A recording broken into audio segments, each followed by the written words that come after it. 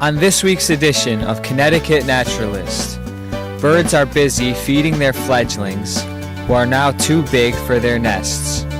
We catch a glimpse of the elusive towee. A chipmunk searches for berries in the trees. We stumble upon a newborn fawn hiding in the forest. We help a lost duckling find its mother. The full moon of June sheds light on nocturnal activity. A sphinx moth lurks inside my garage. Outside, the milkweed flowers attract other moths. We have more nature trivia with reporter Azizi Bonnet. There's an explosion of flowers at the reservoir. Juvenile salamanders continue to develop in the vernal pool. Something big and scary lurks in the grass. All this and more on this week's edition of Connecticut Naturalist. And now, here's your host. Hello friends, I'm Will Michael and you're watching the Connecticut Naturalist. This week's program is jam-packed filled with different animals and plants. Our first segment takes a look at bird activity from the month of June and the early part of July. At this time of year, fledglings have left the nest and parents are beginning to teach the babies how to find food on their own. Let's begin our walk through the June forests of Connecticut. Our first sighting is a male cardinal. The cardinal chicks are learning to fly in the nearby trees. The male is keeping an eye on his young. Nearby, a robin perches on her nest. She knows all too well the difficulty in raising chicks. All day long, she hunts for food to nourish her offspring. In the branches of this pine tree, we find an extraordinary occurrence. A large fledgling waits in the branches for his mother to return with food. Down on the lawn, a mother sparrow searches for insects. But there's something strange about this picture. Notice the size of the chick compared to the adult sparrow. The two birds fly away into a dogwood tree and we get a better view. The fledgling is on the right of the screen. How can the chick be larger than the mother sparrow? They're even different colors. The answer is that the chick is not a sparrow at all. It's a cowbird chick. The female cowbird laid her eggs in the sparrow's nest. The cowbird chick hatched first and pushed the other eggs out of the nest. The mother sparrow had no idea that the chick was not her own. Her maternal instinct is so strong that the sparrow doesn't realize the chick is not her own baby. To see this on film is a treat. It's so funny to see this little sparrow feeding a baby that's twice its size. Both birds are happy. The mother believes it's her baby, and the chick thinks it's its real mother.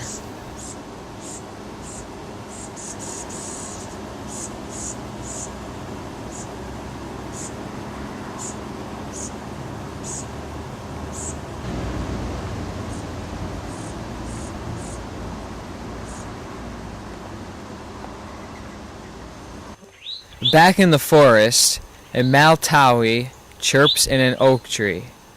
He's calling the female, and in the distance she answers. Notice the beautiful coloration of the male.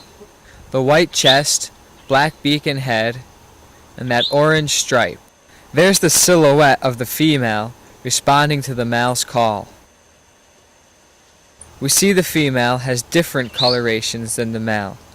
The chirp you hear is the call of the towee, but they also have a song. The song gives this bird its name. When you hear towee, towee, you'll know, aha, that's the towee telling me his name.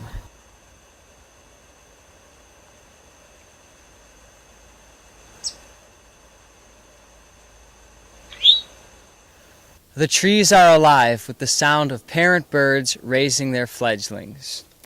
We now move into our next segment, toads. You may remember, back in May, adult toads were laying their eggs in streams and vernal pools throughout our state. Now in June, the tadpoles have developed into perfect miniature adults. They can be seen emerging from the water's edge. We'll begin with a quick review. On the shore of the Saugatuck River, adult toads bred and laid their eggs last May. The eggs were laid in long strands by the hundreds. After a few weeks, tiny tadpoles hatched out of the eggs and spent about a month underwater. Now, towards the end of June, the tadpoles have developed into tiny toads. On the shore of the river, they are almost impossible to see. The newly metamorphosized toads are only about a centimeter long. All along the shore, there are hundreds of these tiny toads. On camera, it's hard to see the size of the toads. You can compare them with the human hand. Have you ever seen such a small toad before? They have to be careful. Everything will try to eat them, including birds, fish, snakes, frogs, raccoons, and more. Sadly, the most dangerous predator for these toads is the automobile. Many will be crushed as they cross the streets looking for territory. The toads are camouflage on the muddy shores of the river. I'm here at the house of my friend Diana Gonzalez. Each year, the toads hatch on her property. She monitors their development and lets me know how things are going. While Diana and I were filming, Diana found a duckling that got separated from its mother. I took the duckling, walked along the riverbank as he called his mother. She answered from a thicket on the opposite shore. I let the duckling go, and he swam directly towards the mother. There was a chorus of peeps and quacks as the duckling approached. When he reached his parent, all was silent. I didn't film the rescue and release because I couldn't operate the camera and manage the duckling at the same time. As the toads are leaving behind the water, another group of amphibians is beginning to depart. We'll revisit a vernal pool where Jefferson and yellow-spotted salamanders bred and laid their eggs. Let's see how the larvae are doing. We return to the same vernal pool where I filmed the yellow-spotted salamander and the Jeffersons back in April. The eggs have hatched. Soon the juvenile salamanders will be losing their gills and will leave behind the pool for a subterranean life. As we look into the net, we have a good view at the gills of the salamander. Gills allow the larva to absorb oxygen underwater. When they lose the gills, they'll have to breathe air the same way that you and I do, with lungs through the air. Salamanders and other amphibians can also absorb oxygen directly through their skin. The larvae are difficult to film in the muddy pool, so I've scooped up a few in my net. Some larvae hatched earlier than others, thus the size disparity.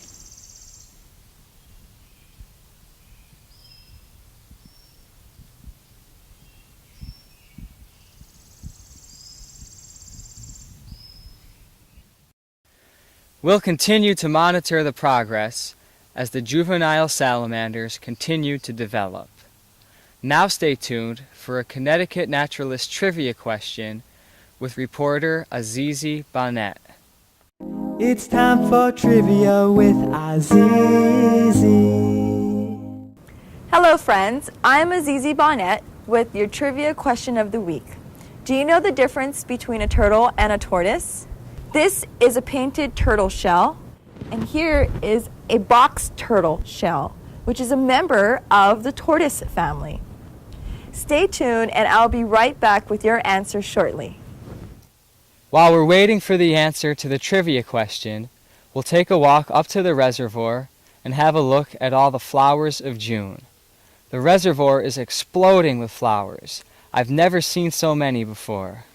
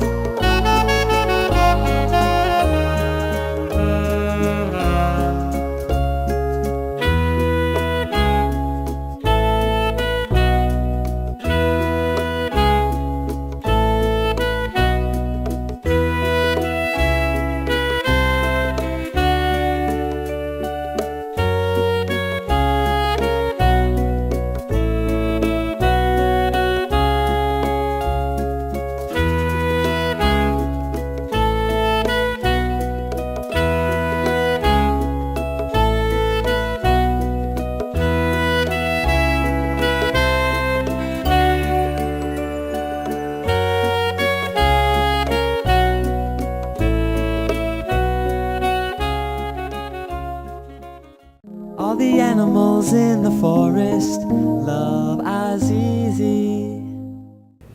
Hi, I'm back with your answer for your trivia question of the week. Turtles spend most of their time in the water. They have streamlined shells that are good for swimming. Tortoises, on the other hand, spend most of their lives on land. They have rounder shells, better for walking. Well, that's your trivia question for this week. I'm Azizi Bonnet.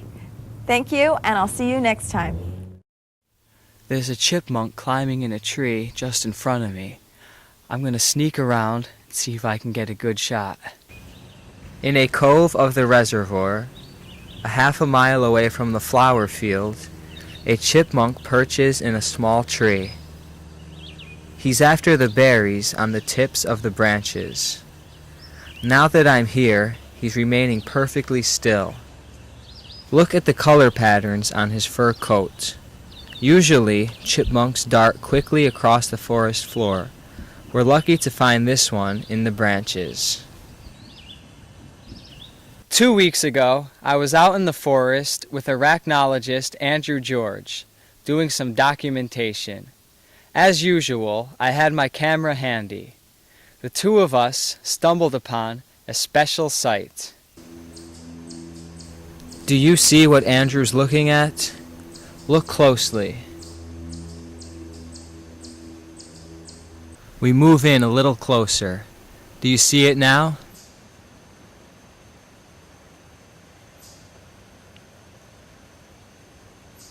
There, a newborn fawn. Andrew and I were walking along the path on our way to a vernal pool when up jumped a tiny fawn. The fawn ran away into the forest. We followed behind. The fawn hid on the ground and remained still, hoping Andrew and I would pass by. If you're wondering why the mother didn't stay with the fawn, the reason is that a large mother deer is easy to see. If she is not there, it's likely a predator will just pass by. We happened on it by pure luck. The fawn cannot run and keep up with its mother. It just learned to walk a few hours ago. It's still a little wobbly on its feet. This is a special find. Notice the size of her ears. They are like radars, catching sound from all directions. The mother deer will return soon after we leave to take care of her newborn. As we head further down the trail, we find an adult female deer. This could be the mother, but I don't know for sure.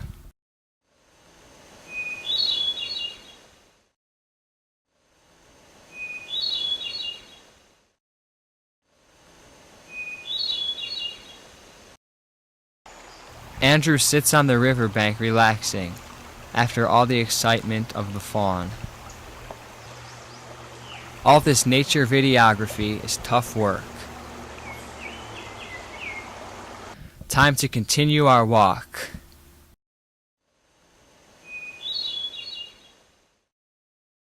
A spring peeper looks on as we continue. He's sitting just off the trail.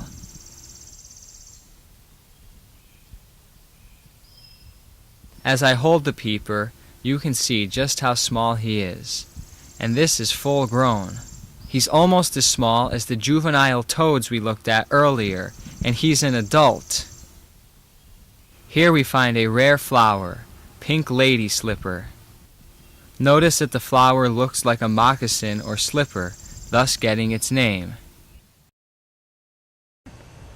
After a long day of filming, Andrew and I relax at Rand's View in northwestern Connecticut. We've got our camping, hiking, and video gear. We've walked about 12 miles today, so we're pretty tired. Now it's time to sit back and relax. During the week, I was once again on nocturnal animal patrol under the full moon of June. There was a lot of moth activity, and I found a moth that I've never seen before, so let's have a look. Under the light of the full moon of June, we make a discovery. I'm outside on a warm June night. The full moon is rising. As I was observing the moon, a large moth flew into my garage and landed in the rafters. I've never seen this particular type of moth before. This is a Pandora's sphinx moth. Approximately 100 species of sphinx moths live in the United States. The larva of the sphinx moth is commonly called the tomato hornworm or the tobacco worm. These are caterpillars, and they metamorphosize into different types of sphinx moths. The large green caterpillar of the Pandora's sphinx moth has a horn-like tail. The larva pupates underground, and the adult moth emerges. The Pandora's larva undergoes a series of molts before pupating. On the third molt, it loses the horn, and the larva may turn a brown color or may remain green. The Pandora's larva commonly feeds on Virginia creeper, grapevines, and other climbing shrubs.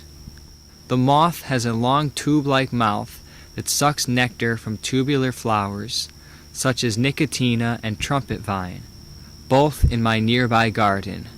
Notice the beautiful green color patterns. The color looks similar to a luna moth. Outside the garage in the front yard, a patch of milkweed flowers are in bloom. The flowers are filled with nectar, and the moths are busy feeding. They use their long tube-like mouth to extract the nectar from inside the flower.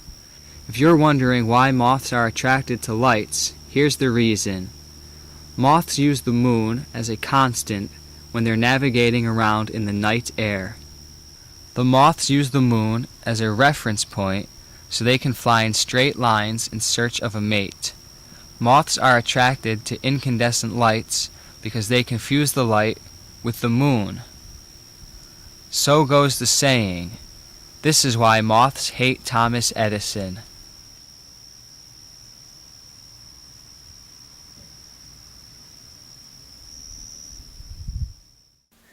That was a beautiful night to be outside under the full moon of June.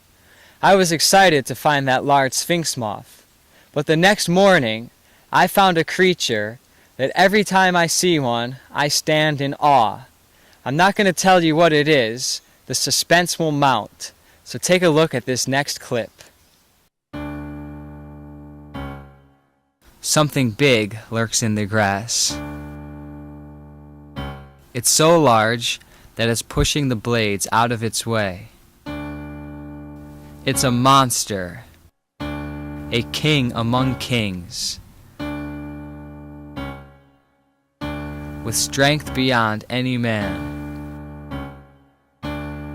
Do you see it? Here it comes. Presenting the giant stag beetle. Look at the size of the mandibles. They're immense. Only the males have the large pincers, and they are used in combat when competing over a female. The males lock together and have a duel. The winner gets the female. The name stag beetle comes from the fact that the mandibles resemble the antlers of stags, male deer. This beetle has been in the dirt, so his exoskeleton is a bit dusty. Usually, the maroon shell shines brightly. Stag beetles lay their eggs in rotting stumps or fallen trees. The larva is a huge grub-like creature that feeds on decomposing wood. Adults can be found here as well. Stag beetles can be found throughout Connecticut, but I don't find them frequently. This guy looks especially good on camera. This insect is about 2 inches long. Like all other beetles, he can fly. It's impressive to see this giant insect take to the air. His antennae are whipping back and forth, scanning the environment. Notice the unusual looking legs. The joints seem to be able to bend in strange directions. Similar to the Pandora's moth, sometimes stag beetles arrive at outdoor lights at night. They are also attracted to the incandescent light bulbs, but they appear here less frequently than moths. If you happened upon a stag beetle for the first time, you may be scared. But now that you've seen one on Connecticut Naturalist television, you know they're harmless. They're actually quite friendly.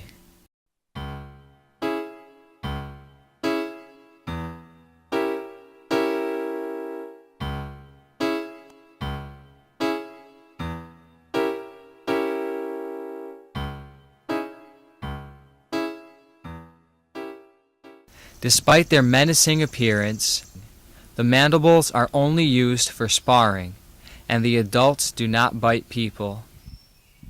To prove my point, I'll even handle the peaceful giant.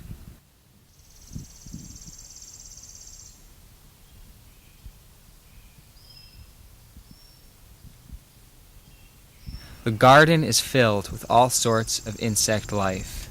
Consider yourself lucky if you ever find this majestic beetle. That giant stag beetle was in the garden right in my backyard. Now let's take a look at some other sights from around the garden. More flowers from around the garden. Summer flowers are only here for a short time. We've got to take them in while we have them.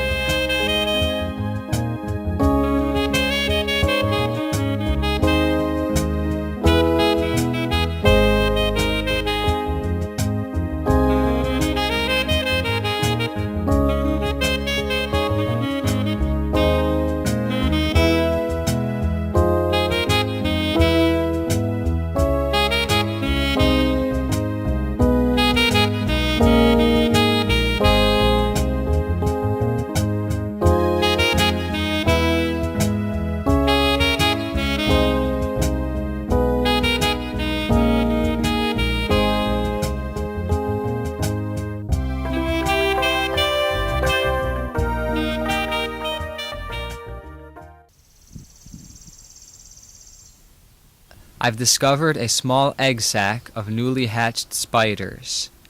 The tiny arachnids are remaining still. When the case is lightly touched, the spiders disperse temporarily, offering a good view at all of them.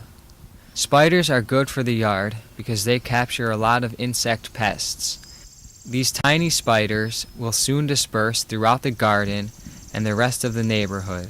They'll release special parachute-like webs, and the wind will carry them away. Well, friends, we've seen a lot of animals and plants for 1 week. Now we've run out of time, and we're at the end of this week's program. I'm Will Michael, and you've been watching the Connecticut Naturalist. Stay tuned in weeks to come as we continue to document summer wildlife throughout Connecticut. Thanks again. Now stay tuned for a Connecticut Naturalist animal music video.